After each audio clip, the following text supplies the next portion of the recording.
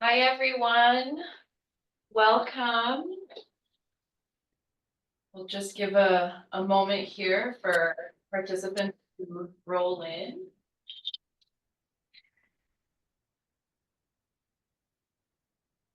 Welcome, everybody, to this month's installment of the Ontario Near webinar series.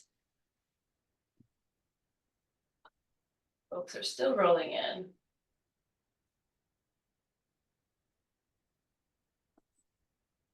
Thank you for being here today, everybody. Okay, so we'll go ahead and get started. So welcome, everybody, to this installment of the Ontario Near webinar series. My name is Shanti Aguilar Cardenas. I am a research assistant here at the Ontario Near. I am mestiza of mixed ancestry from what is now called Guatemala. And I am joined here today by some of my colleagues and by our guest speaker, Dr. Cheryl Kickette-Tucker, who's joining us here today from Western Australia. We'll get started. Just before I pass it over to Dr. Cheryl here, just note that this webinar is recorded and it will be posted to our YouTube channel where you can go ahead and share with your networks. There's folks who didn't get a chance to be here today. And we will also have a survey at the end of the webinar. If you can please complete that for us, we would greatly appreciate it. So I will go ahead and pass it over to Dr. Cheryl Kickette-Tucker so she can introduce herself. We're very excited to have you here. Thank you very much. My introduction will be through my presentation, but I just want to situate myself before I start. I do come from the humble lands of Western Australia, and I walk inside of two cultures like most of us do. And today I've come with a humble heart. Thank you, Elder Clay, for your beautiful prayer today. It really reminded me of my father, actually. It's actually 5 days to the 1-year anniversary of my dad's passing. So that was very meaningful to me. Really appreciated that. Thank you. I will do my intro while I'm going through your, because I need to situate it by the map so you know what I'm talking about. Yeah. So that sounds great. Then you can start sharing. Okay. Sharing your screen there. Share my screen. Okay, it's open. Oh, there it is. And that should be perfect.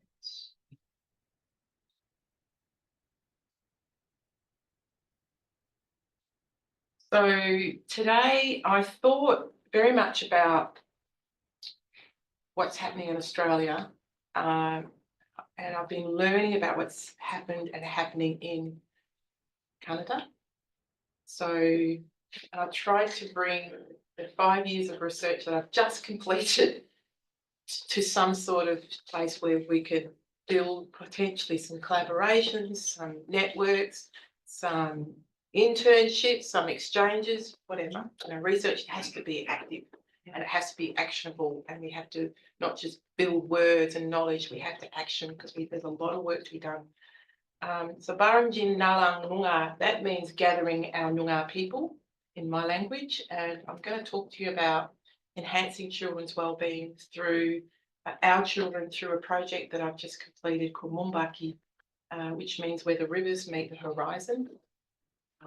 Basically putting my culture and language in schools, because even though the government in Western Australia want our culture and language, they have no idea how to do it. And so it has a huge implications on our health and wellbeing. And because this is an Institute for Health, I've targeted cultural, social, emotional wellbeing through this. And there is a lot of material. I apologise ahead of time, but I'm hoping for it to inspire you or spark something in your journeys of your knowledge gathering and what you're doing in your communities. I'm very action oriented. I spend a lot of my time when I do my research are translating directly straight to community rather than writing in journals and journals that nobody actually reads. I don't have a lot of time, so I do that first, and then I get to the journals eventually. So just move on. Ooh, how do I move on? Oops. Why is that?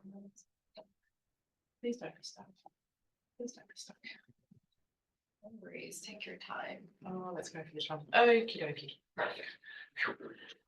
So when we do our speeches and, when we meetings and yarning circles, we have also a tradition as well where we have, the spiritual prayer like you, and then we have an acknowledgement and respectful statement of the people, the Métis and the Inuit traditional peoples of this country, but also other traditional people that are from other places. We also be respectful and to say, Nangka, Jirang, Kurukuri, Ye, Kaji, Mila Burnu, Nanak Yinye, Murichkaja, Takaronto, if I said that right, Buja, which means country, Janang.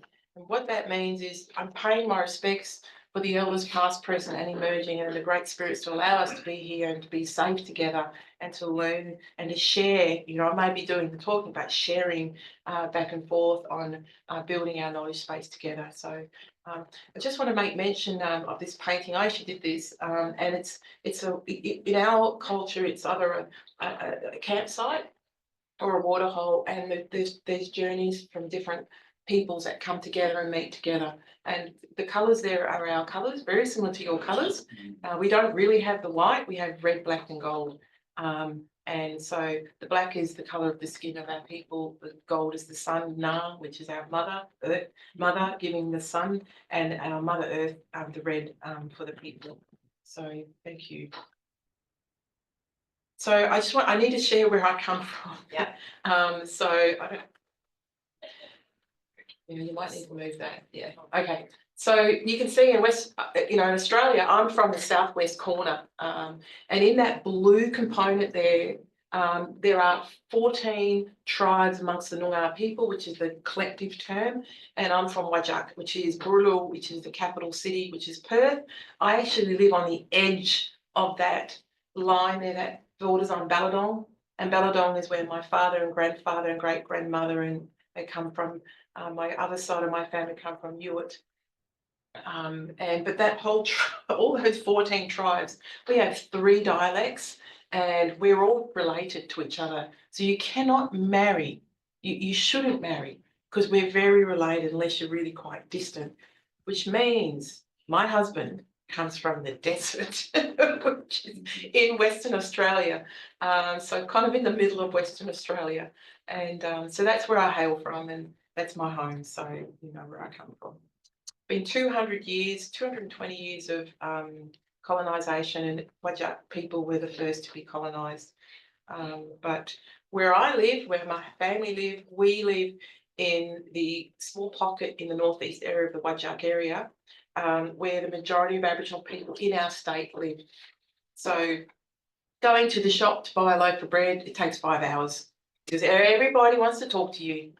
My daughter will not come shopping with me at all, so it is, it's a tough gig. And not only, I'm an academic, but I'm a community practitioner and I run a lot of programs for vulnerable kids. So my heart's always there and you've got to take the time to be with people. So I'm really, really grateful. If I do something wrong and I muck up relationships, I will be told, and that means it'll take me 5 seconds to get a loaf of bread from the shopping centre. That is my test. Right. Yeah, so anyway, that's just a little bit about us. So this is the capital city, Burulu, Perth, and of the Wajak Noongar. Maya means people, home, and the Derbil Yerrigan is the river. We call that the Swan River, and we believe in the Waggle, which is a Dreamtime serpent that creates the land and the waters. And if you look at the aerial view, you can actually see that looks like a snake.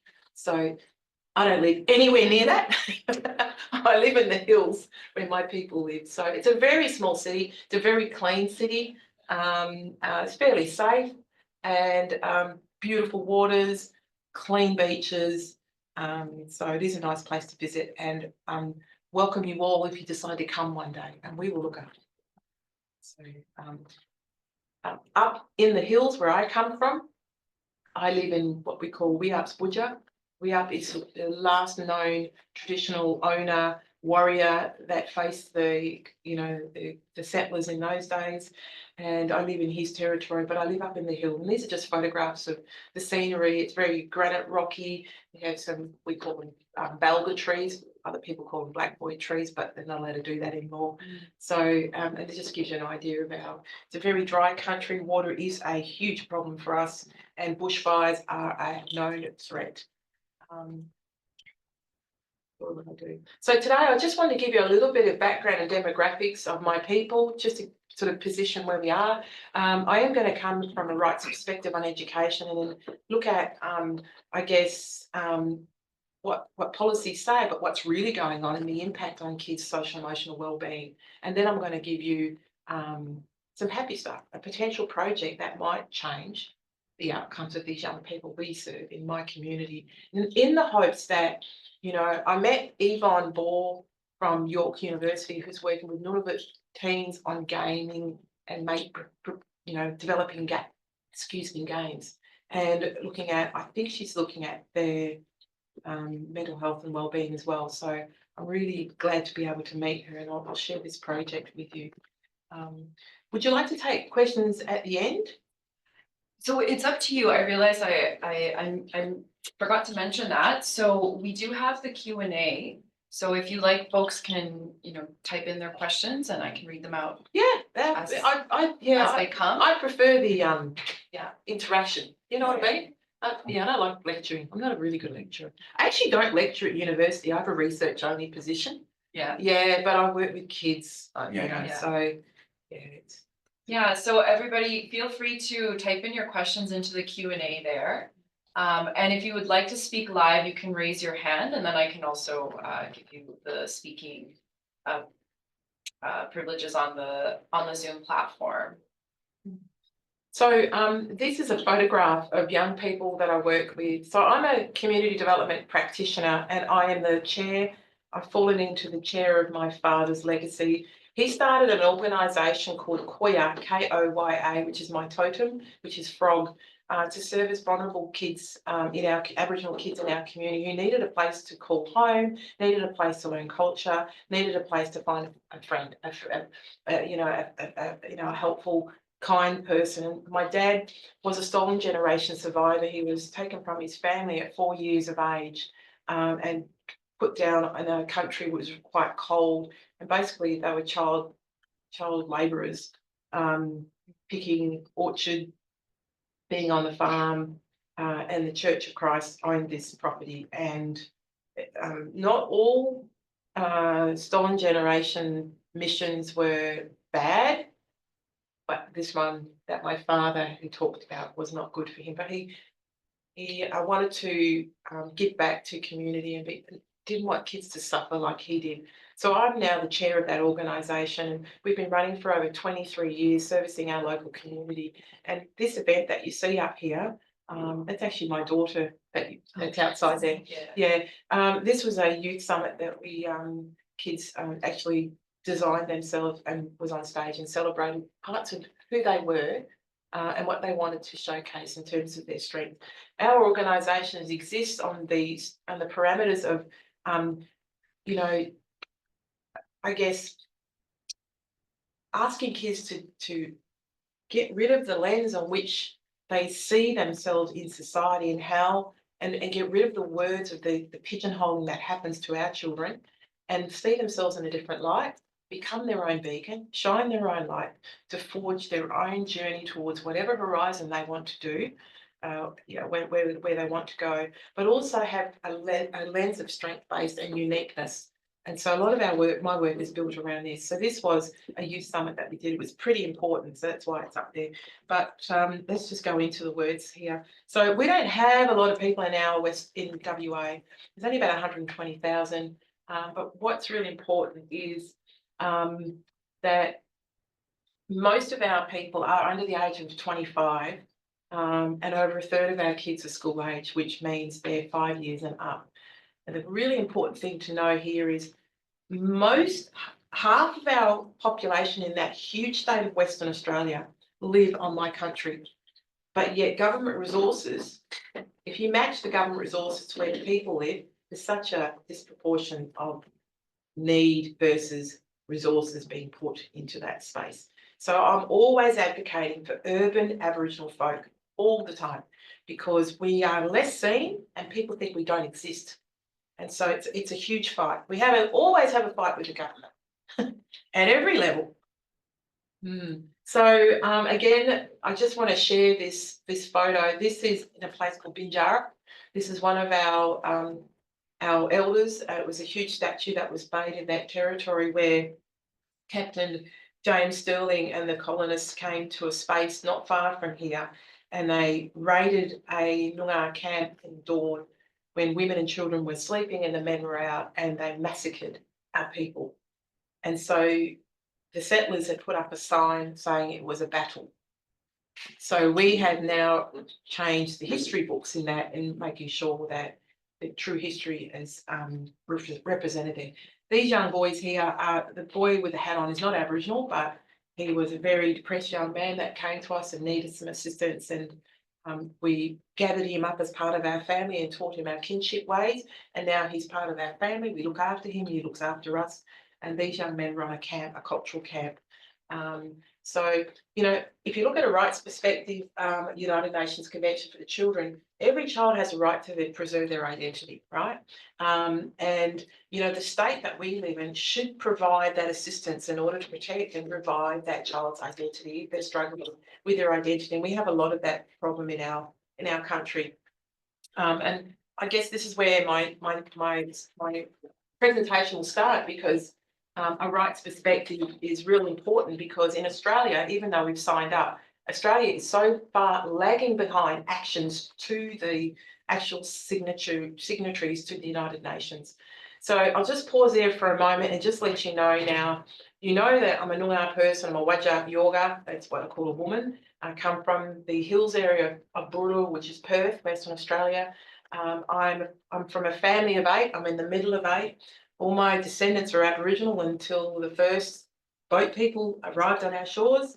The other side of my life, I'm an ex-National Women's League basketballer in WA, first Aboriginal person to play. And so I have the basketball sport was a place to create family and friendships. And so I now do that for kids who were just like me, very poor, and give them a place and a space to, you know, join a group of people with like-minded missions and values. And so we do that for vulnerable kids in my community, and that's what part of the work that our organisation does.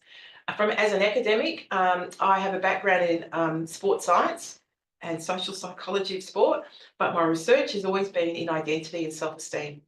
And I've built a number of tools over my lifetime. I'm currently in the Faculty of Humanities in the School of Education, and my work that I'll share at the end of this is about the project that I've just finished.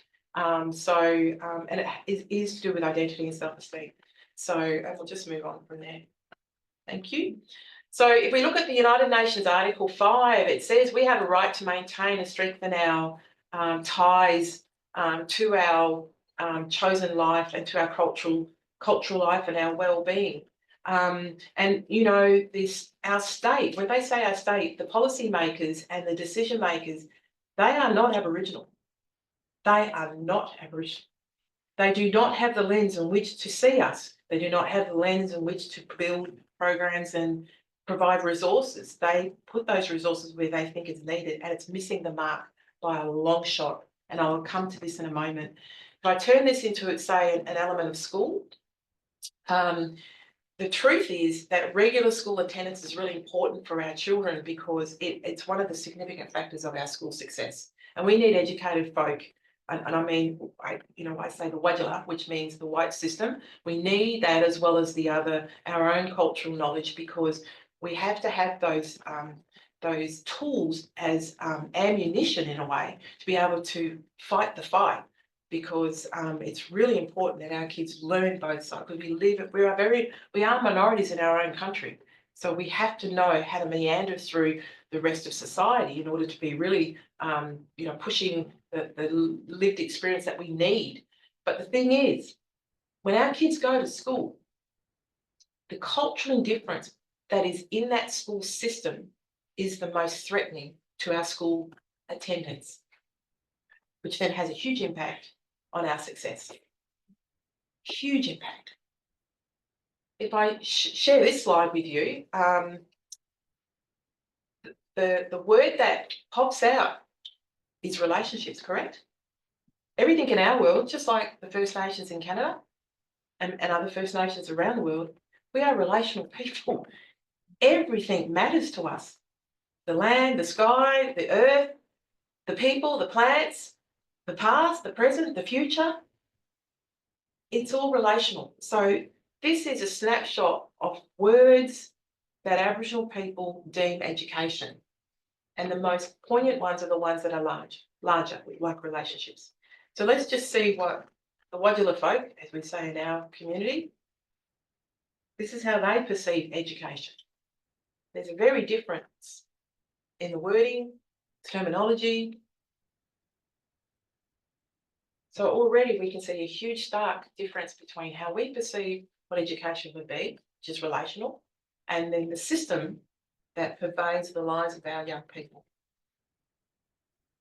If I look at this, this is a chart that shows the school indifference and the impact on attendance. So the blue line are Indigenous kids across Australia, and the orange line are non-Indigenous. And as kids progress through from year 1, which is age 6, right through to year 10, which is aged 15, it drops off dramatically. And it's always, there's a huge gap between us and everyone else anyway. So just think in your own institutions now, if you've got tertiary institutions and you're trying to build capacity, but that capacity is not there. It's really had an impact on us in Australia. So there's the evidence, I guess. Before I read the words there, can I just share this slide? This is our community organisation. We had a swim program for kids because in Australia, you really got to learn to swim. There's a lot of water around. We are an island after all, and there's a lot of drownings in dams and rivers, and it's pretty bad. The thing is that the swimming programs are run by schools and it costs money. Herein lies the problem. Our families are still very large. And if you've got 6 or 7 kids, that's $50 a pop for each child. And our people are under the poverty line. There is no way. So our organisation provides those spaces and places. And we haven't done one for a long time because the government will not give us money, but we're still fighting. But again, you'll see my daughter in there. She's very young. The United Nations Article 2 does say to us that we should be free and equal, to have the right to be free from any kind of discrimination and to exercise our rights in regards to our identity. We should be free to be who we are and not be subject to any sort of discrimination. But let me say, Australia is a very racist country, particularly against my people. Even myself. I am a local person to my shopping centre. Friends of mine have managed Kmart, for instance, and I'll give Kmart as an example. And I love Kmart. I go there a lot. And much to the, my daughter doesn't like Kmart, not this one, the older one, but but the security guard always wants to follow us around. Any Aboriginal person, they racial profile you and they follow you. And so, our children and families, when you're subjected to this every day, the daily discrimination that we face is shocking. And then you've got institutional and it goes on, but the daily is just beyond me. You have a hard day at work, you go to the local Kmart, whatever, and the security guard follows. So I thought I would teach him a lesson and I'd teach my children a lesson. I'm I'm hoping that you guys have the same sort of strategies, like in terms, we are very funny people. We have a humorous humorous skill and a skill set. And so we tend to use humour to deal and recalibrate. And it's also a strategy. So I use it as a strategy. And of course, my kids were tickling themselves with laughter. So what happened was, go back to the Kmart story. I went to the ladies' bra section and I picked up the biggest pair of bras the biggest. And I turned to him and I said, "What do you think, mate? It's going to fit me?" And my kids were cracking up. And he's like, and I went like this to him, "I'm watching you, watch me," and he was so embarrassed that he walked away. And I said to the kids, so you can either, do it that way, but don't get angry. Don't become what they want you to become, and then they just lock you up, because we don't. It's really tough for our kids. So I try and teach anyone's children that a strategy of some sorts. But in Australia, 1 in 5 people said they would discriminate against our people. And it's plain to see. It's we trying to get a taxi in Perth at midnight. You've got Buckley's chance if you're Aboriginal. There's no chance, very limited chance. This actually happened to a singer, a very famous singer, and it was reported all over the news. And because they didn't know who she was. There's some data there that says, 1 in every 3 Australians will say we're lazy people. That we should behave like other Australians. What does that mean? And telling jokes, and it's just automatic. They tell jokes all the time, but the thing is, what I want to say here is, when you've got young kids who are pigeonholed in school systems, and I'm talking elementary school, which is primary school for us, unless someone's intervening, they become the self-fulfilling prophecy, because we still, in our culture, we still have families whose parents and grandparents do not know their culture because of the stolen generation. So in my dad's case, they were put on missions with their siblings, and my father was not allowed to speak with his sisters. They were not allowed to speak lingo. They were not allowed to practice any culture. They were not allowed to gather in any kind of way. And they had to strip them. The idea was this White Australia policy, where if you had any kind of white-looking skin, that you would be, more chance of you becoming like everybody else. The church ran these missions, and we were heathens, and we had to have the devil, stripped out of us, and so learning Christianity and being stripped of who we were as Aboriginal folk. I mean, it was very similar with the reservation schools, I understand. So the same thing happened. So we still have layers of families who do not know anything. And they're asking, how do I learn about my culture and language? Because our children, and I'll get to those slides, are suffering.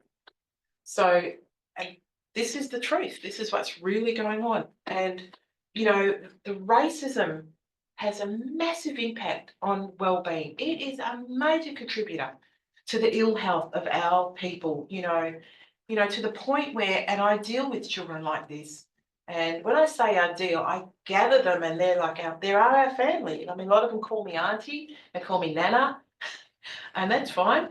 If that's what makes them, I don't have any grandchildren, but my children don't have any, but I claim everybody else's.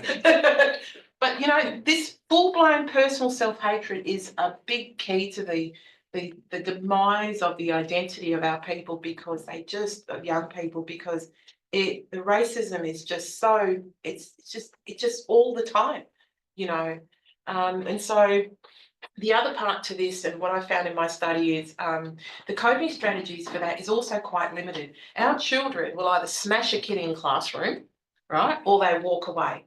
And the parents are exactly the same. For me, teaching, the bra expedition of a humorous way of getting it, I do teach some of that in our community organisation, but there's a long way to go. There's a lot of hurt out there, and it's getting worse, actually. And I'll try and situate this a bit better with the Closing the Gap and the voice that failed recently.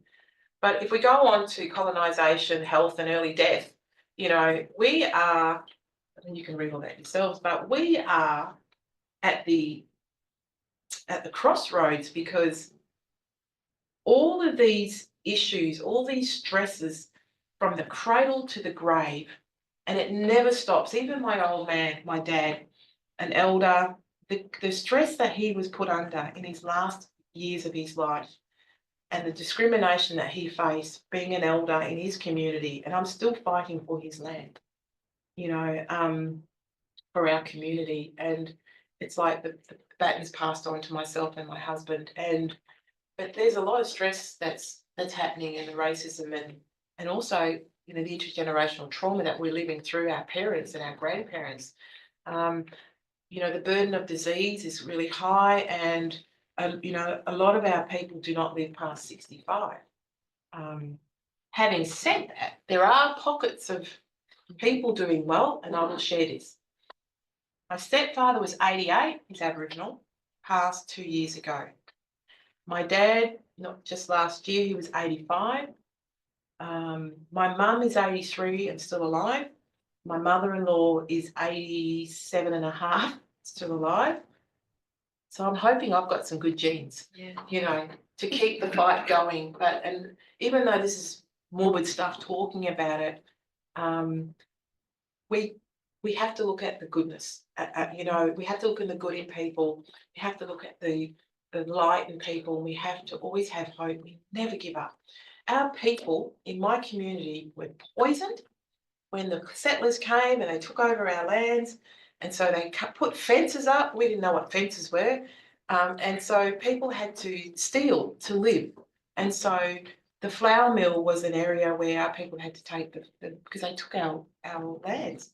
And so the settlers used to put arsenic in some of the flour and kill our people. And I mean, it's worse than that. But guess what? We're still here.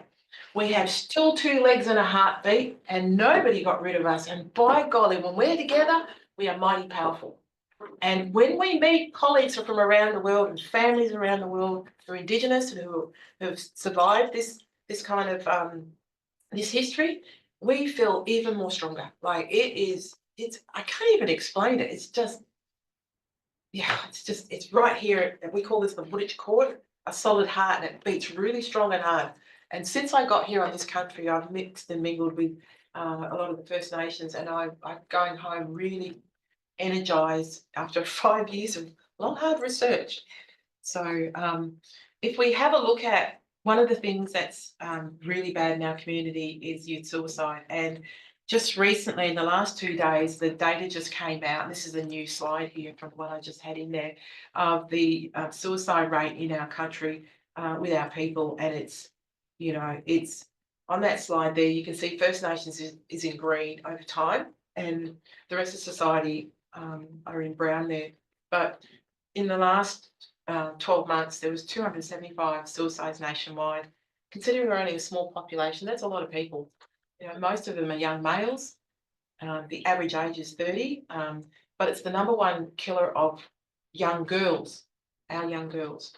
And it's the leading cause of death for young children. It's just, don't even know what to say.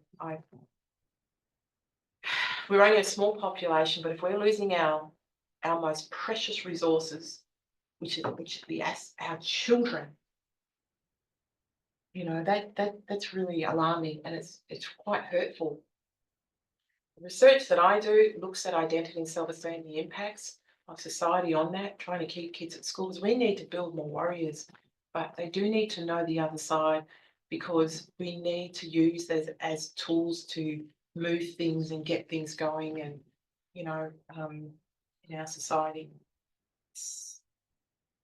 I'm not going to read all this, but it's the issue of, if people can't see us and they don't know we're coming and they don't know who we are, we are a small society of people, so everyone else and the others and the institutions have a big say on who we are, how we should behave, and what we should be doing with our lives. And so in the research that I've done over the last 20 years, these are key things that have come out. And self-esteem and identity for our children is the biggest part of, it's like the cog in a wheel. Without that cog, the wheel will go nowhere, or external forces will always push us in the direction they need to go. And we are strong enough to determine our own direction. If we can ensure that our cultural identity and self-esteem are intact, and we have to be able to teach this in our schools, because our schools are the largest socialising agent in our society at the moment. But we've got to get kids to school. So we have to get our people teaching, our people being the leaders in the school. I mean, we are so colonised by the Brits. They're everywhere. And they are leading our school systems, and it's a big issue. It's a big problem. And the research that I do, I've done cultural integrity audits on these schools, and they've failed in every which way. Like it's a shocker. You know, this is a young girl that I work with as well, who's Aboriginal, and it was a sports program, and we did some cultural art with them. But you know, going to the UN again, if we look at the rights there in terms of at the UN Article 3, we have a right to self-determine who we are, what we do, and how the hell we're going to get there. Unfortunately, in our society, we have had, last year we had, you may have heard of the Voice referendum. So I was one of the people that helped build the Voice, the Aboriginal Voice, to the federal parliament, so we have a say and in what impacts our lives. And the Australian Australian people had a vote, a referendum a year ago, whether or not they will allow us to have this mechanism of having a voice to Parliament to tell the politicians legally what we need, what we should do, and how we should do it. But Australians voted no. Just remember, we're only a small population, so we were never going to win. But being a cup half full kind of gal, I think 40% of the population said yes. So we now have 40% of the Australian population walking beside us as allies. And so that is a good thing to work from. There's only one way, and it's up now.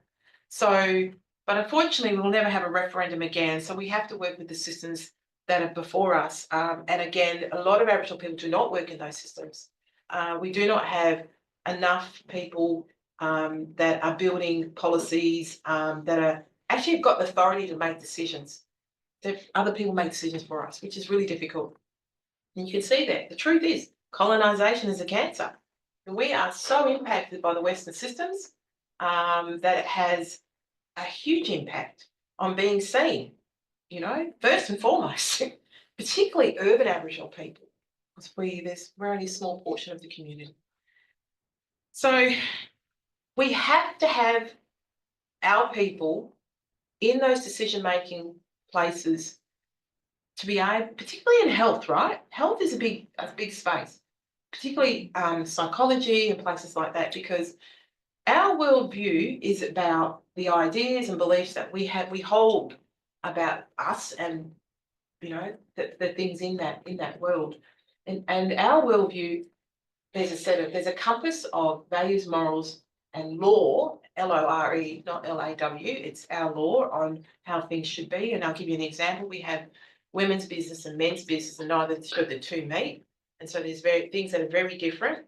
So we want our schools to be able to make sure that happens in school systems, but they don't, you see. So, but our worldview also gives us that basis in which to live and survive and thrive, right? If we were running things how it should be.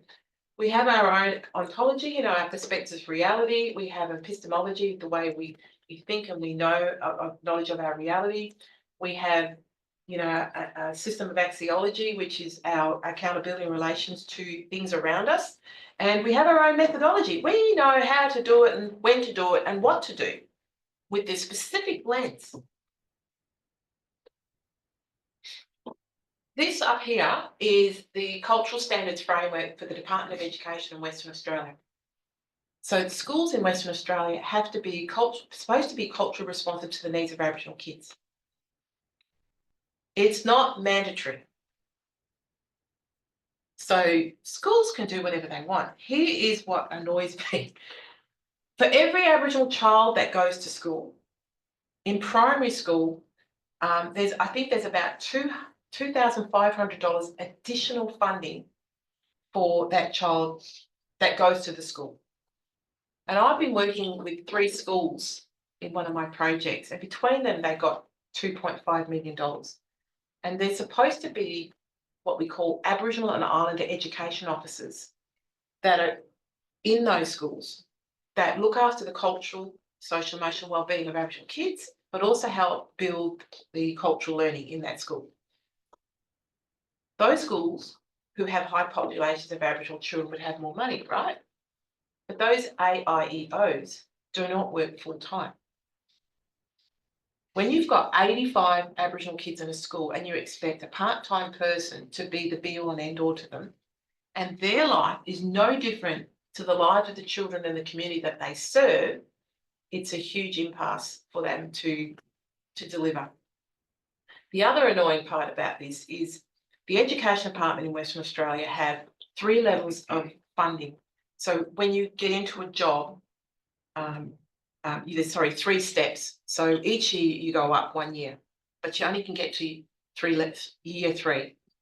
So we have AIOs that have been in the school system for more than 3 years, some in 20 years, and their level of salary has remained at level 3, year 3, for all that time. People burn out, they get burnt out. They do not expect school teachers to do this, but yet they expect our families and our AIOs to suffer under those work conditions. And so there is a little bit of work in this space that's happening, but it's not happening fast enough. And the project that I'll talk about in a minute, we're pushing the government to do this. So they're all nice words, great brochures, but there are no metrics to check to see if schools are doing what they're supposed to be doing in this regard. So if we look at the school attendance rates for Indigenous kids across the country, it's not improved over 5 years. And here is where I'll sort of situate some of the latest stuff. So in Australia, we have 3 levels of government. We have a local government, a state government, and a federal government. And together, they've pretty much signed a tripartite agreement called Closing the Gap between Aboriginal and non-Aboriginal people in Australia across 17 socioeconomic indicators. One of them is school attendance. And so over 5 years, you can see that the data here has not changed, okay, for Aboriginal kids. So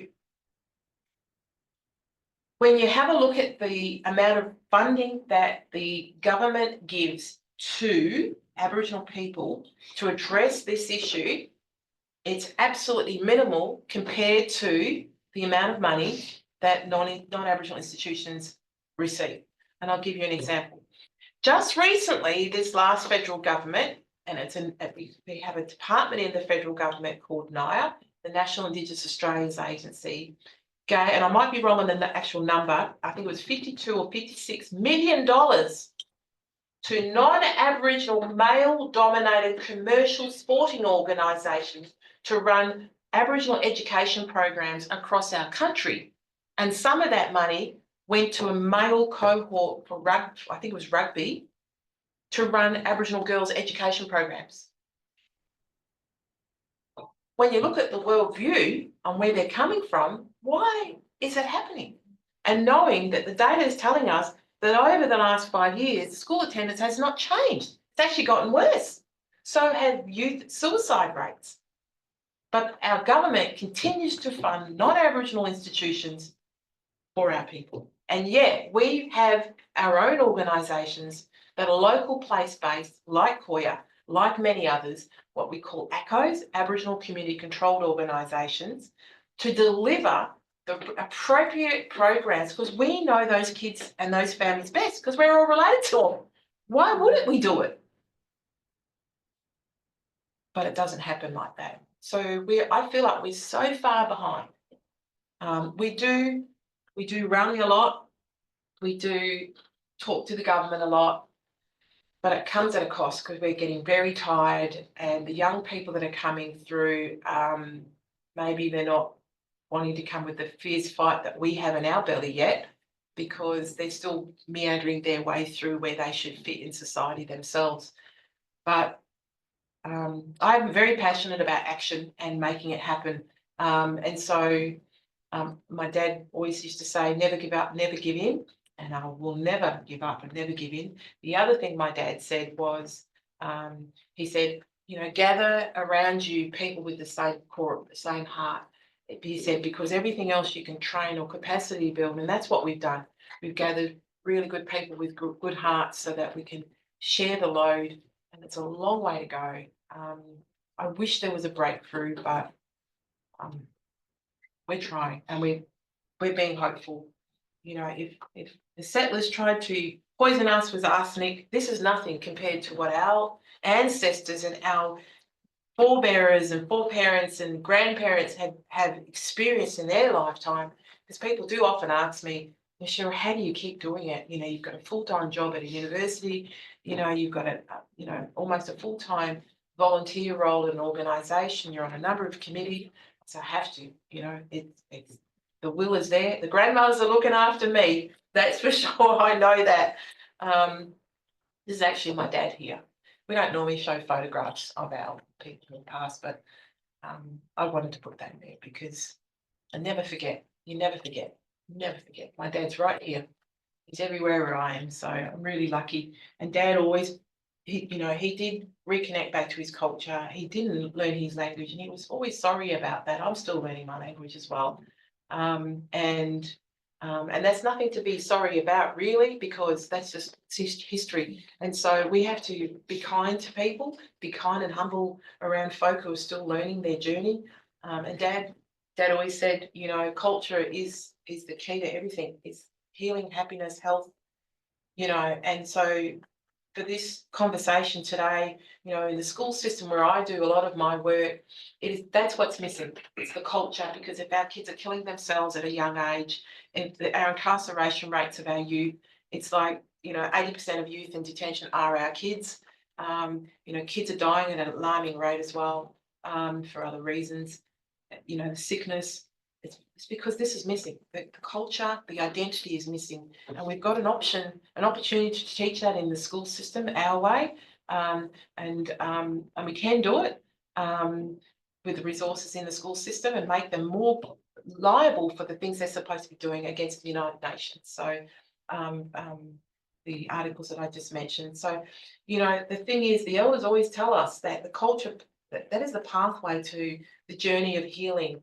The wrongs in the path. But if our kids aren't learning culture and language at a very early age, you know, it's destroying our people that by not learning. And so that I've really committed myself to learning that myself in my community more, and learning about my sacred sites in my region. And my research is all about culture and language and the impact on identity for our young people, but it's actionable stuff. So we've built programs and resources, which I'll show you now. So it's called Moombaki. Moombaki is where the rivers meet the horizon. It was a 5-year federally funded government project. It was the largest sum of money that the Australian government ever gave to a university. By golly, I had to fight for it though. And you can see the kids are on the stools there making Moombaki. And the colours, I know they're crazy kids, hey, great kids. And we're out on country here, so they were so happy not to be in a classroom. So, and the colours there are the colours of the horizon. That's that there. So our aims of this particular project was, we wanted to make sure that kids engaged successfully in school, but in order to do that, we had to provide cultural language and identity should be recognised, and so their self-esteem and wellbeing, you know, could rise to the levels that they need to strengthen their school engagement. And that's what this project was about. It was a really good project. I designed the logo. I love designing logos. So that circle there is a kulaman, or a wiru in my husband's language, and it's a bowl, a wooden bowl that women used to carry, and you can either have a baby, a gurunga, which is a baby in there, or you can gather water, or you can put berries and nuts in, or they use it as a digging tool under the ground. And so you can see the 7 river systems are all connected. Everything's relational. The colours are all relational. They're all fitting together. So symbols mean a lot in our language. And it's really important that kids understood that. So you can see. So just quickly, the lesson themes. So a huge project over 5 years, we did 3 years of yarning. We did 3 years of yarning circles. And in the last year, so we talked about ways of doing, ways of being, ways of seeing, ways of learning, and then we basically worked around in the second year. We were to build a cultural resource for these schools in this area. We asked the parents and the kids and the Aboriginal teachers, what would it consist of and how would you like it delivered? And so the themes were, there's 8 themes there.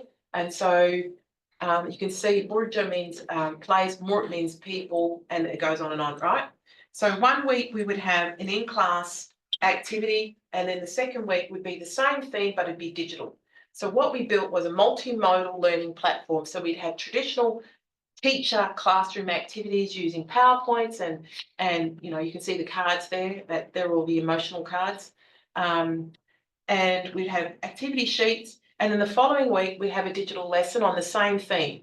And it would be, and the second week was on using iPads. So kids who weren't so school-based and kids who had ADHD, tried to capture all sorts of kids, and we had a mobile app that taught children culture or language particularly. And then we had a VR game. We built a VR game with the kids, our young kids. We took our kids from the community, from elementary school. I took them to my university at Curtin, and I said to our kids, you are the professors, they're your students. These were the undergraduate students. Not one of them were Aboriginal. They were every other culture, but you know, in Australia really. And so they were the first time they had met our kids, and our kids they felt awesome that the fact that they were the bosses. Well, we call it the Bridia, the bosses. So I said, you're the Bridia of them. You tell them what to do. And they were like, what? So we reversed everything. And so, and we built a 3D game called the Noongar Moombaki Quest. So, and I'll just quickly show you, these are the modules, some of the modules that we did. We had an activity handout, like I said, an iPad app, and we had a VR game. And in our culture, we have totems, and when we delivered this program over 8 weeks and we did pre and post testing on a number of indicators, the Aboriginal kids bestowed a totem to the non-Aboriginal kids in the classroom. So there's no way they could pick anything. It was the Aboriginal kids that had to look at their characteristics and their personality, and they had to match them to a totem and bestow it only for this period. They don't get to keep it because they're not Aboriginal. They get to have it for this game. And so, and then we had a VR game, and the other part that's to this is the on-country experience. So doing bush gardens, bush medicine, walking out in the bush, looking at particular sites, and looking at particular sites of history which kids had never been to, but lived in the area, didn't even know about it. We built a whole map of sites in there, and we had no idea, Cheryl. I'm telling you. And then we also had a camp with 50 Aboriginal kids. That was the best camp ever. And I play tricks on kids. I'm a great camper. Bring your kids to me, I'll look after them.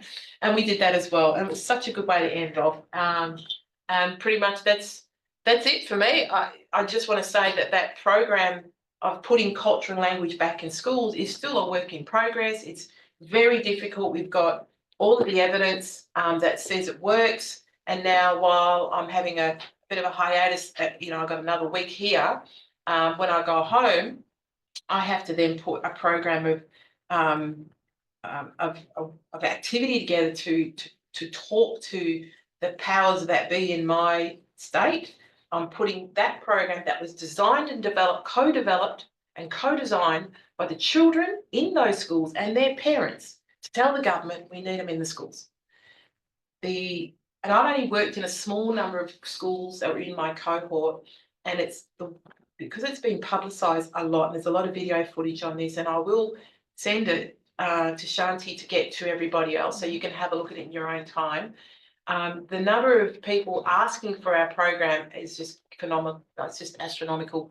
The next journey for me for the next year is to write up all the articles on this, and then build the next program of work, which will be in secondary schools. There's one part about this I need to mention.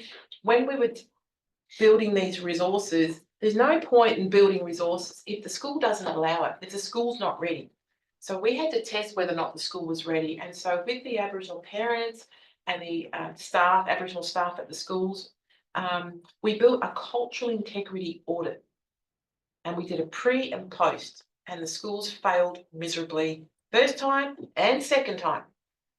So even if we build these programs, we have to make sure the schools have the capacity to do it. So that just gives you an example. When you go back to that cultural standards framework that I showed you, that's not mandatory. They need to make it mandatory in order to make efficient change, and change needs to happen now before we lose this generation of young people. You know, my details are up there. There's my community organisation down the bottom, which is my heart work.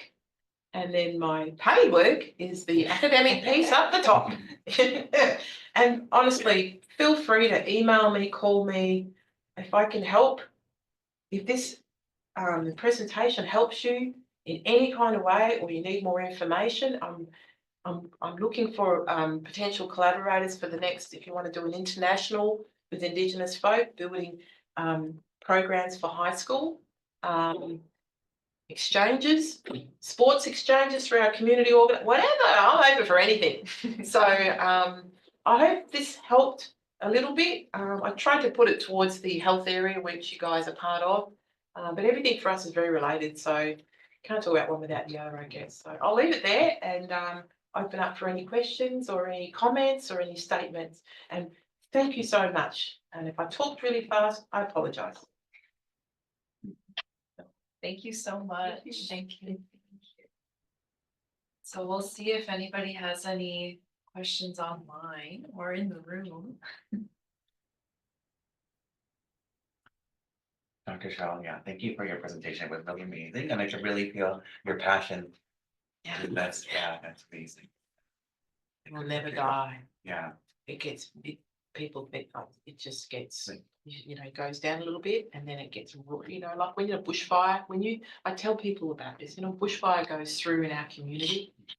People get worried about it. I said, but the thing is, when we burn traditionally, the reason we burn is so that when the growth shoots come up, they're stronger than before. And so when I feel like I get burned, and I do get burned now and again, you know, people let me down, institutions let me down, the government. I feel like it's part of the traditional burning. Like, you're just making me stronger. Keep doing it, because I'm getting stronger and stronger. And the people that work beside me, walk alongside me, or the ones in front that I'm following, they are just as strong. By golly, you know. So I'm okay with that. Yeah.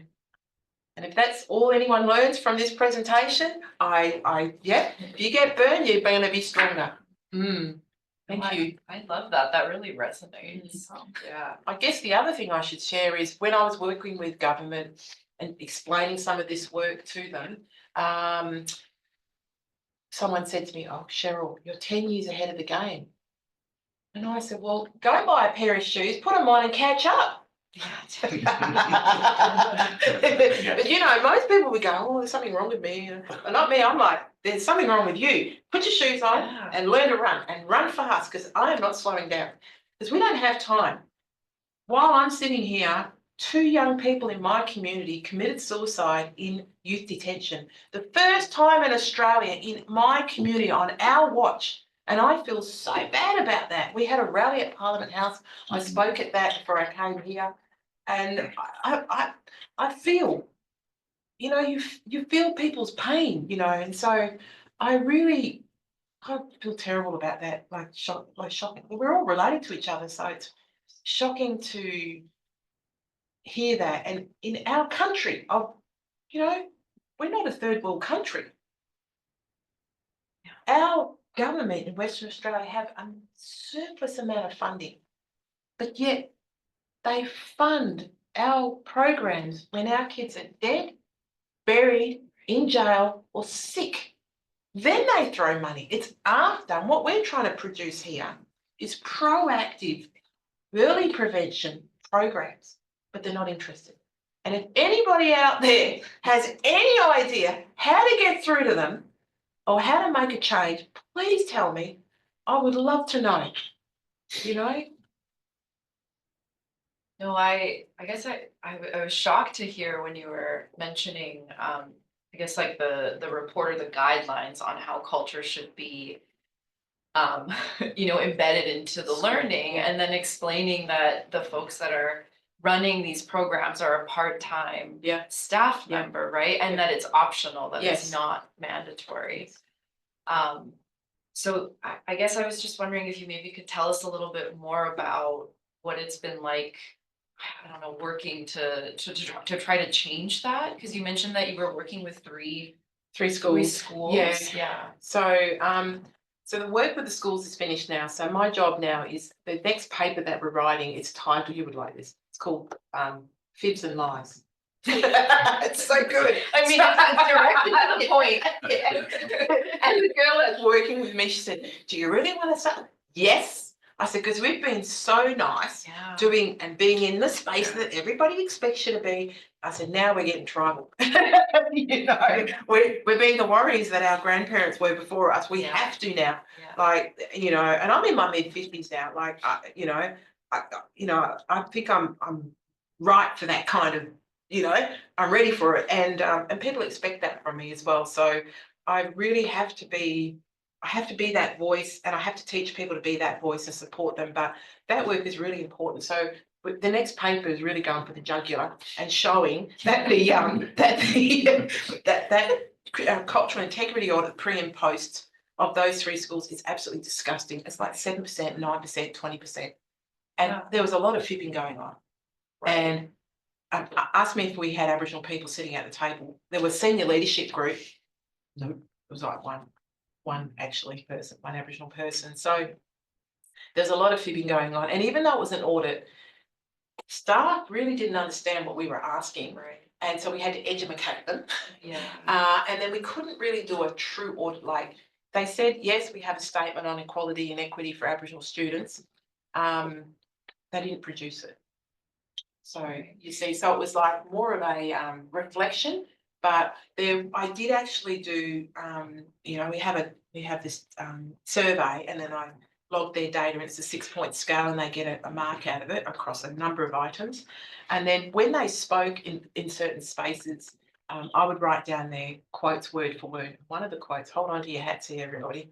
One of the quotes from this principal of a school that's 35% Aboriginal said that when we got to the section where Aboriginal kids are succeeding at school, her words were, oh, hang on, I better tell you, we're in a room, I'm the only Aboriginal person, and yes, I'll claim the Wadjala style learning that I'm a professor, but I'm also a traditional owner of that area.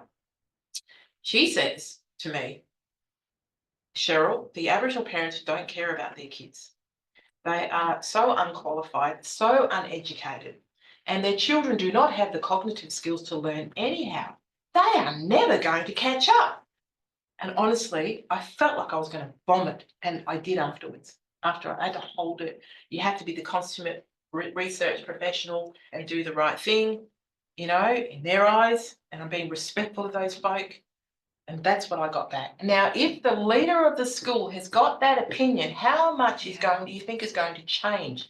Not much. And that school's audit actually lowered from 9% to 7% over 16, 18 months. So we have institutions in our systems and the systems, but we have individuals. And I would like to say to the education part back home, and I have done this and they didn't like it, that anybody that is in an educational space or in a health space and they need a test, and the test is something along the lines of, if you're working with kids, you must like children. If you're working with kids of colour and diversity, you must like those kids. You must have experience before, and you must be accredited in some sort of way before you can ever go anywhere near them. Well, of course, the education system didn't like that. Yeah, but that, you know, other people have to be accredited, right? Psychologists, psychiatrists. Why aren't teachers? Why aren't health professionals? I know they get a qualification, but are they accredited with cultural security and cultural appropriateness, you know?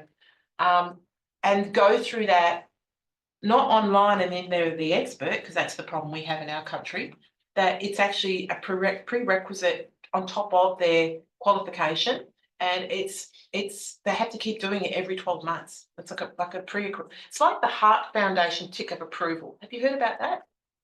In Australia, the Heart Foundation will look at a piece of meat and they'll give it a tick of approval for the leanest piece of meat in the butcher's shop. So, and it's the same. We give people a tick of approval on the level of accreditation of how well they know our people, how well and are they actioning the things that they're learning. But I wasn't very popular with that one. And the thing is, I guess this is the last sort of learning, even though the institution I work at pays me, they are well aware that I serve my people first and foremost. First and foremost, yes. Well, I guess I think maybe we'll stop there if there are no more questions from anybody. Thank you so much for being here today. It was a pleasure having you here, and I really appreciated everything you shared with us.